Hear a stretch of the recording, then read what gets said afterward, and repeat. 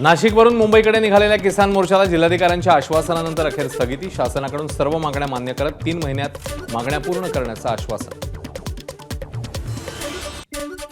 धनंजय मुंडेंच्या नावे फेसबुकवर बनावट खातं, संबंधित युजर्स विरोधात सायबर विभागात तक्रार दाखल। धनंजय मुंडेंनी याबाबतचे बीडचे पोलीस अधीक्षक नवनीत कावत यांच्याशी साधला संपर्क।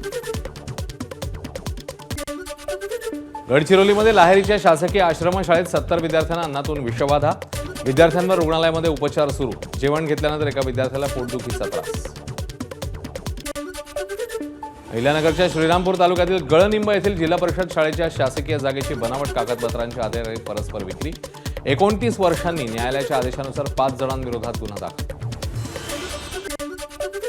मुंबईच्या आर्थर रोड कारागृहात कैद्याचा पोलिसांवर हल्ला। पोलीस शिपाई वाघ हल्ल्यामध्ये जखमी। लोकेंद्र उदयसिंग रावत असं आरोपीचं नाव। नामजोशी पोलीस ठाण्यामध्ये गुन्हा दाखल।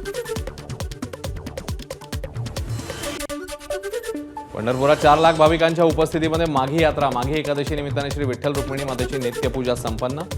विठुरायाच्या जयघोषाने अवघी पंढरी दुमदुमली।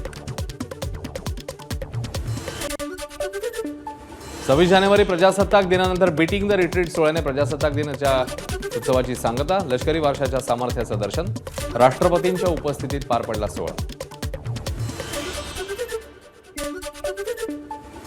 मनोविकास प्रकाशनाचे संस्थापक अरविंद पाटकर यांचं निधन। चळवळीतनं प्रकाशन व्यवसायात आलेल्या पाटकरांनी ठाम भूमिका घेत पुस्तक प्रकल्प राबवले, तर मनोविकास प्रकाशनाच्या माध्यमातून दर्जेदार आणि वैविध्यपूर्ण मराठी साहित्याची निर्मिती।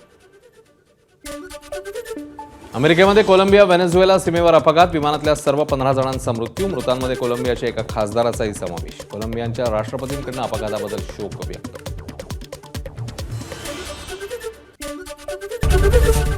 एबीपी माझा, उघडा डोळे बघा नीट।